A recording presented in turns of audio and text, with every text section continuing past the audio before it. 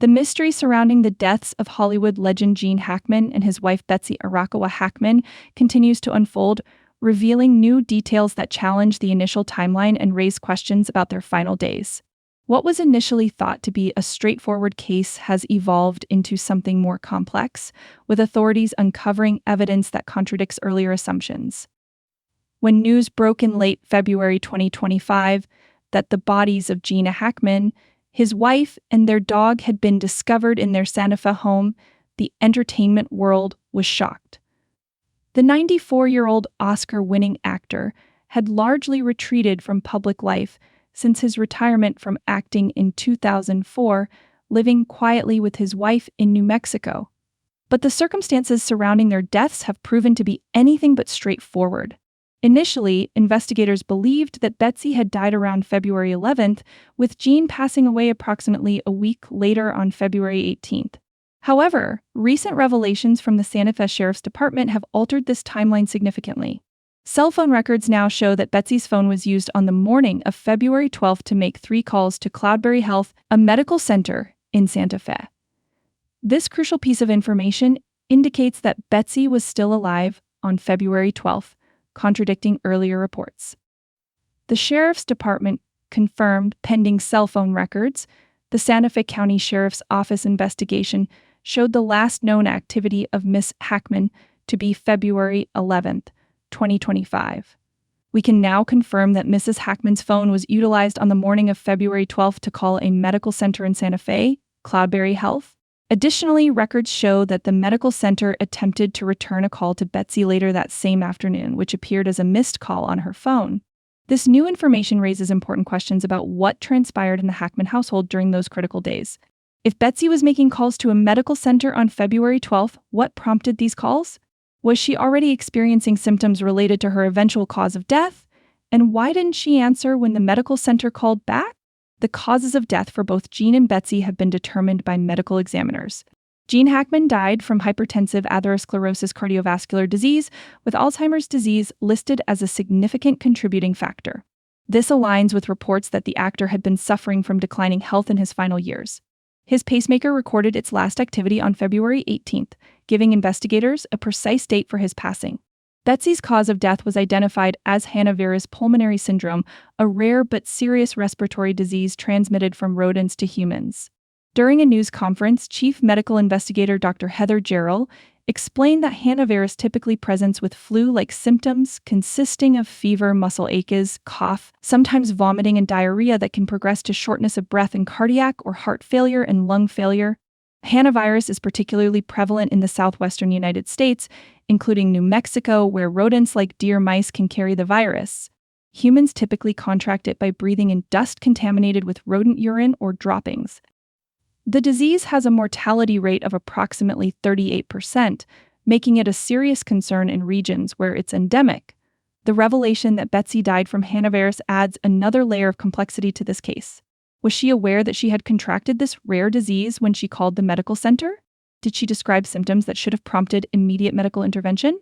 These questions remain unanswered as the investigation continues. The timeline now suggests that Betsy likely died shortly after her calls to the medical center on February 12th. Gene, possibly already suffering from the effects of Alzheimer's disease, remained in the home with his deceased wife for approximately 6 days before he too passed away on February 18th. Their bodies weren't discovered until February 26th, when authorities conducted a welfare check after concerns were raised about the couple's extended absence. The couple's dog was also found deceased in the home, with reports indicating it likely died from dehydration and starvation after both owners had passed away. The animal reportedly showed signs of partial mummification, suggesting it had been dead for some time before the discovery. Privacy concerns have emerged as another aspect of this case. The Hackman estate was recently awarded a temporary restraining order against the release of records regarding the deaths. This order prevents the Office of the Medical Investigator and the Santa Fe County Sheriff's Office from disclosing photographs or videos containing images of the Hackman's bodies, the interior of their residence, or any deceased animals found at the scene. The order also restricts the release of autopsy and death reports, with a hearing scheduled for March 31st to address these matters further.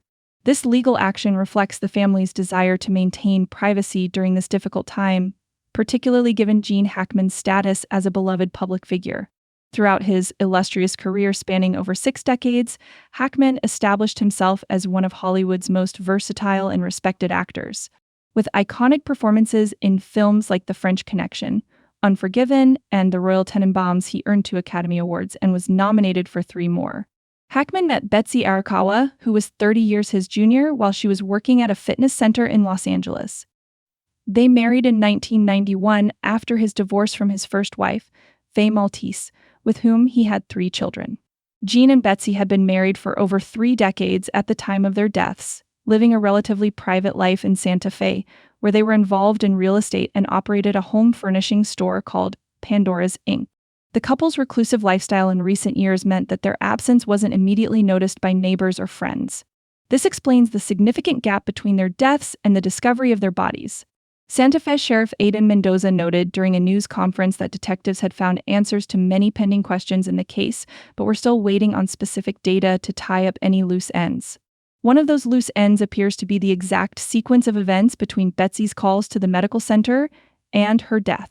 Did she receive any medical advice during those calls? Was a follow-up appointment scheduled? Why didn't medical personnel check on her when she failed to answer their return call? These questions may be addressed as the investigation continues and more information becomes available. The case has garnered significant media attention, not only because of Hackman's celebrity status, but also due to the unusual circumstances surrounding the deaths.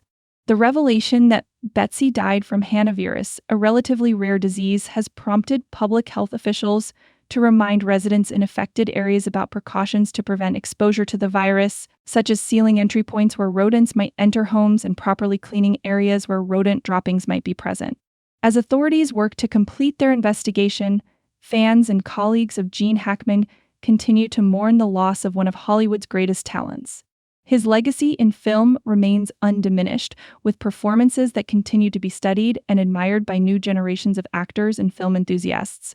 The deaths of Gene and Betsy Hackman serve as a somber reminder of the fragility of life, even for those who once seemed larger than life on the silver screen. The case also highlights the potential dangers of isolation, particularly for elderly individuals who may be dealing with health issues that limit their ability to seek help in emergency situations. As we await further details from the ongoing investigation, the entertainment world continues to reflect on Hackman's remarkable career and the quiet life he chose in his later years. From his breakthrough role in Bonnie and Clyde to his final performance in Welcome to Mooseport, Hackman's contribution to cinema remains an enduring testament to his extraordinary talent. The story of Gene and Betsy Hackman's final days is still being pieced together, with each new revelation adding to our understanding of what transpired in that Santa Fe home. What remains clear is that the world has lost not only a legendary actor, but also a man who valued privacy and simplicity over the trappings of fame. As the investigation continues and toxicology results are pending, we may yet learn more about the circumstances that led to this tragic end. For now, fans around the world remember Gene Hackman for his remarkable body of work and the indelible mark he left on American cinema. His performances continue to resonate with audiences, ensuring that his legacy will endure long after the details of his passing fade from public memory. The case of Gene and Betsy Hackman reminds us that behind every public figure is a private life with its own joys, struggles, and ultimately, its own ending. As we respect the family's wish for privacy during this difficult time, we also honor the memory of an actor whose talent and dedication to his craft brought so many unforgettable characters to life on the screen. In the coming weeks, as more information potentially becomes available, we may gain a clearer picture of the Hackman's final days. Until then, the case remains a poignant reminder of how quickly circumstances can change, even for those who once seemed invincible in the public eye. The investigation continues, but the legacy of Gene Hackman, his performances, his influence, and his contribution to the art of acting remains undimmed by the mystery surrounding his final chapter.